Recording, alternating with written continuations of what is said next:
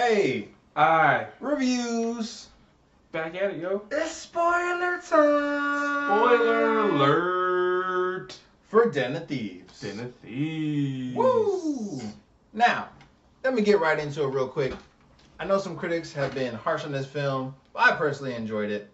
I wasn't expecting it to be an amazing heist film, but I thought it was a very well done heist film since we haven't seen a pretty decent heist film in quite some time. So you got 50 Cent, you got Gerard Butler, you got Jordan Bridges, you got Pablo Schreiber, who actually is the leprechaun on American Gods. Surprise, surprise. Anyone who's familiar with that? So, kicking it right off, man, a lot of motherfuckers die in this film. Yeah, it was very, very violent. Better not bring your kids. Better not bring your kids. Rated R for a reason. Man, okay, so what did you expect going into this film? Actually, before anything, I saw the trailers. I really didn't have a high expectation for the movie. Okay. I was like, it might be entertaining. It's like one of these movies where it could go really good, or it could just be boring and bad and right off the bat. So you don't know. It's one of those things where and I was leaning toward, I don't think it's gonna be that well. Okay. That's what I was leaning to, but I was like, you never know. It could surprise you, and actually this one did. So I was actually quite happy with the fact that it surprised me and was pretty good. Yeah, right off the bat, you have the initial action scene, Yeah. right, where they're robbing a armored car that's empty. Wasn't really quite sure. Yeah. The point of that, I was like, okay, probably a setup for another heist, but I mean that scene was very action packed right off the jump. Kind of drew your attention in. And I don't know about your theater, but my theater, man, it really sounded like they were recording live gunshots. Yeah, I mean they're going something. to work with the bullets. They're sitting there like this, pop, we get in the car like pop, pop, pop. I'm like, oh, okay. Yeah, they're just dropping and eating through, and they tell the armor guard off the bat, these are armor-piercing rounds. So don't want to play with this. Yeah, right you don't now. want to play with us, right? The first two cops that drove up, they didn't know. He said they suppressive fire, didn't he? He says laser suppressive fire, and then just take him out. I was like, well. He just hit the whole windshield. Right. I was like, he's laying suppressive fire. In their heads. That's I don't know if it was a misunderstanding, but you just... Suppressive fire means smoked him. Stop them from coming, not kill, Yeah, and, I mean, right off the bat, you get introduced to everyone who's involved in the movie. Yeah. They set it up rather well. You're forced to believe that possibly Merryman, as they actually show you the names of some of the characters right off the bat. Gerard Butler's character, his name is Big Nick, and you're shown this scenario where it's like Merryman's crew versus Big Nick's crew. Yeah. And then how the cops might try to shake him down, and then it was really weird that guy was like the FBI. Yeah, so the FBI, because he's like, well, if you basically, commit a federal crime, we gotta take this over because it's federal. And he's like, hey, nothing was stolen yet, so it's not your crime. It's not your crime to take. So chill. Yeah. And then they have there's a whole little drama too with Gerard Butler's character's family. Yes. And the way he conducts himself at work. They're definitely cops. They're sheriff's special crimes unit division, and they pretty much kind of play by their own rules, meaning they'll get hookers, get drunk, do drugs, but as long as they take down the bad guys, that's all that really matters at the end of the day. And Merriman's, Pablo Schreiber's crew, they're definitely textbook by the book because they're all ex-military. Yeah. All ex-military. And they're on a motherfucking crew. Excuse the language, but they're on a crew because they're rather decorated. The movie tells you that they all did some stuff, in their units. So that sets the stage there. Yeah. They kind of clash throughout, kind of a small battle of wits. It could have been more. Yeah. There were some scenes that could have been better, and set up a little bit more overall to develop the story. Yeah. I think because it does slow down a It little does slow bit. down like in the middle, like when he starts dealing with the kid. There's nothing wrong with building character for George Butler's character, but with Yeah, the one with his daughter's school and things like that kind of slows the movie down. I guess trying to show his mindset where he's at in terms of how he's feeling at the moment. But at the same time, I'm like, you probably did a little faster. yeah. Kind of. It looked like they were trying to show us like, hey, this is a guy that wants to do the right thing by his family, but at the same time he's caught up and almost like drunk off the power that he has from this position, right? Like when they go get O'Shea, he's like, "Do we look like kind of cops who arrest people?" Mm-hmm. And he's like, "We're the kind of cops that shoot you." Yeah. And he's just like, Well, I mean, he shows him right from the beginning. It was like, you with him? Chokehold. "Oh man." Chokehold. All right, so you gonna talk or Right. I just keep squeezing? That's Exactly. And then but they moving forward on their 50 Cent doesn't actually talk that much in this film. Yeah, they show him, but in the like in terms of like the advertising things like that, has a very small role throughout. Like even they're going with like the case the joint. I'm like, is 50 even there? And he kind of just shows up, says like one line. Where'd you get this information? And then like you don't see him again for a while. Like he kind of just appears, stares there for a while, gives a look. He doesn't have very many lines, but I think that works for him. So it just makes him. Yeah. And then Gerard Butler immediately zeroes in on O'Shea Jackson's character as the potential weak link. the easy pick off the weak link in the chain, if you will. And he kind of makes him end up kind of playing both sides throughout, which makes Merryman and basically 50 Cent's character. There's a scene where I'm like, oh shit, they about to put this boy in acid. Yeah, he's in there just pouring stuff into the tub like, so are you a cop right now? Do we have to get rid of you and pour you in They here? got these gloves on, they putting on masks. I was like, they about to melt him and no one's ever gonna see this guy again. I'm like, his character is done for the rest of the film. And he manages to, quickly talk himself out of it. Yeah. And they proceed, and then Merryman comes up with a plan. He sets Gerard Butler up basically to have sex with his girlfriend, I guess, who was a stripper. Which then you're like, oh, what's about to happen next? And then they don't actually do the heist, so to speak, and they go to an actual bank. Well, they tell Gerard Butler's character like, hey, Friday is going down. Yeah. So they know to follow him in terms of, hey, they're going to the heist. They think this is the major heist. Yep. So they go to a small, it looks like a small bank. Region, like a small like region bank or something like that. And then they go in there, and I thought they did the whole hostage situation really well. He was like we send a negotiator, I'm gonna kill a hostage.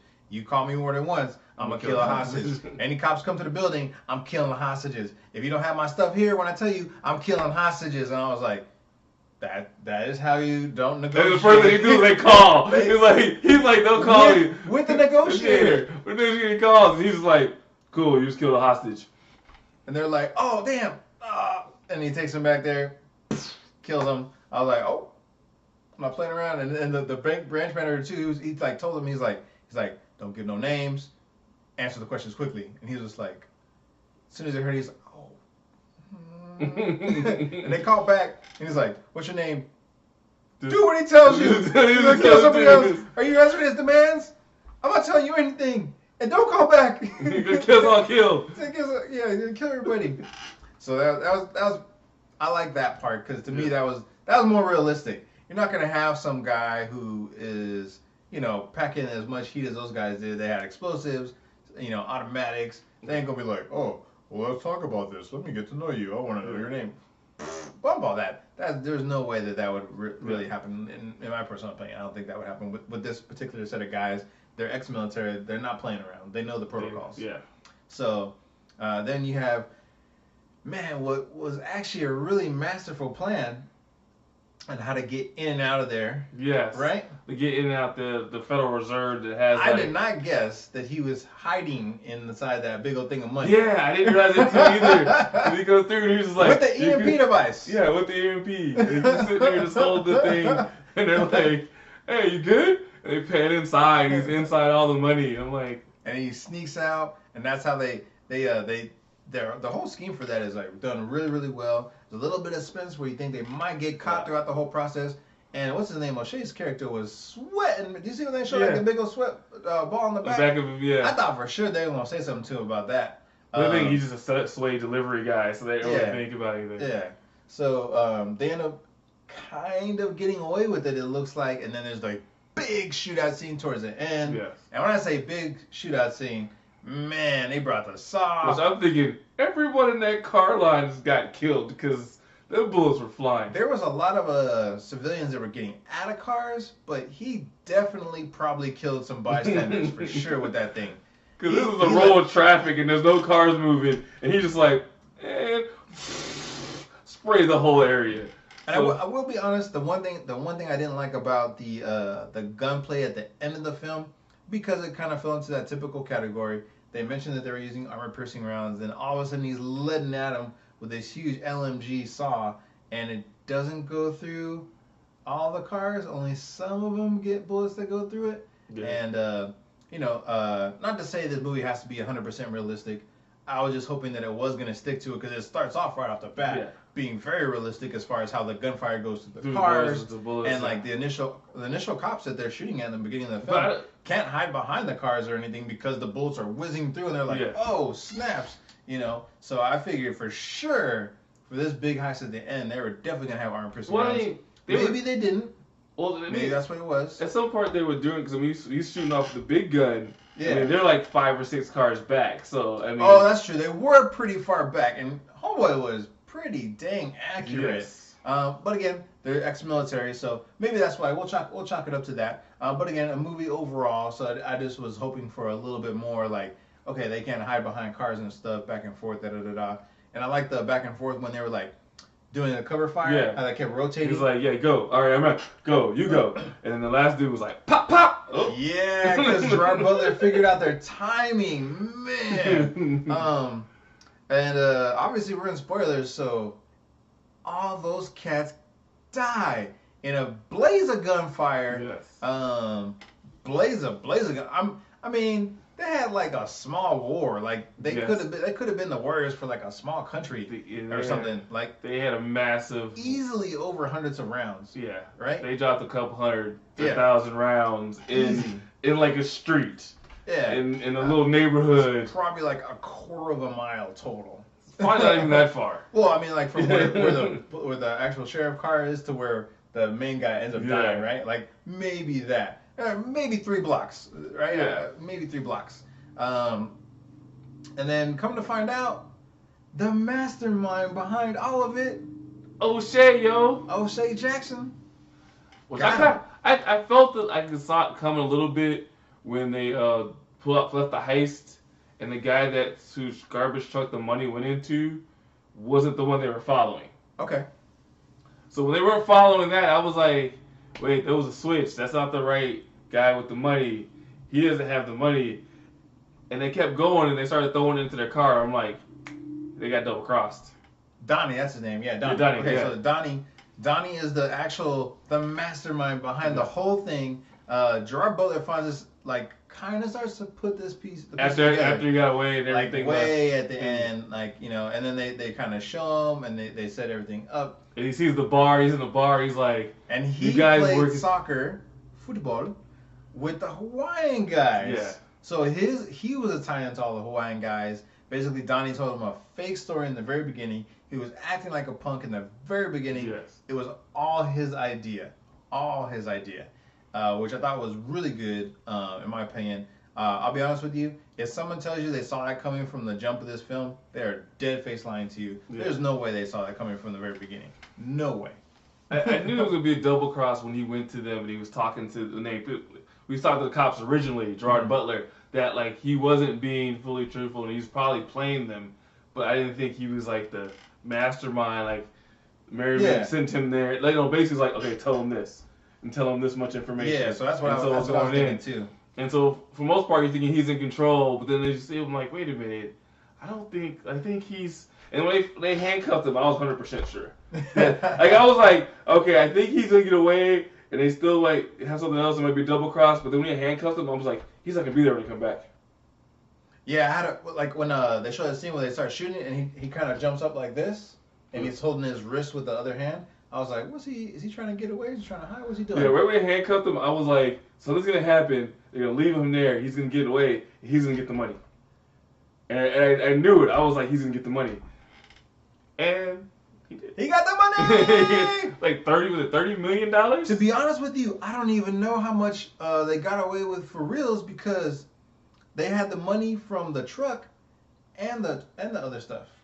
Well, no, they didn't get the money for the truck because remember that money they kept in the reserve because he just took the money. Right. He took the money they were destroying. Well, $30 million at the minimum, right? Yeah. Because it looked like he got a whole lot more. Like he got that whole. Well, the whole thing they said they go at most roughly there's about $30 million of hundreds that they're gonna just destroy. Oh, right, yeah. So he was just putting everything in there. So I mean, it may be 30. As I said, he easily got the 30 mil. Yeah, so he got the 30 mil in there, and he just untraceable money, unmarked. Money. It doesn't matter where he spends it. That the government thinks is already destroyed. Yep, they're not even account for it. Because at the end, he even says the FBI guy goes, "Well, there's no money taken from the Federal Reserve. Everything was accounted for." Yeah. I was like, oh man, they got away with it. So. Yeah, overall, like we said in our short 2-minute one, I'm still going to give it 4 stars. I don't care what the critics say.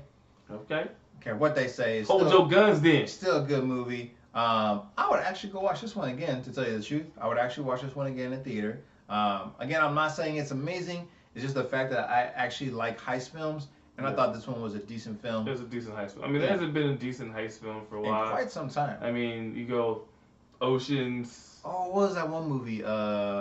Nines or Wild Nines or something like that? Something Nines. I forget what it was. But I thought that was going to be good, but it wasn't that good at all. But so this one was a lot better. Yeah. I really like this one. Still going to go with the 4. You still going with your 3.5? 3.5 stars okay. on that. So generally speaking, safe to say both of us would say peep it this weekend. There's another film out there called 12 Strong. Yeah. Clint Eastwood, based off of apparently this actually happened, actual events. We may or may not go check that one out.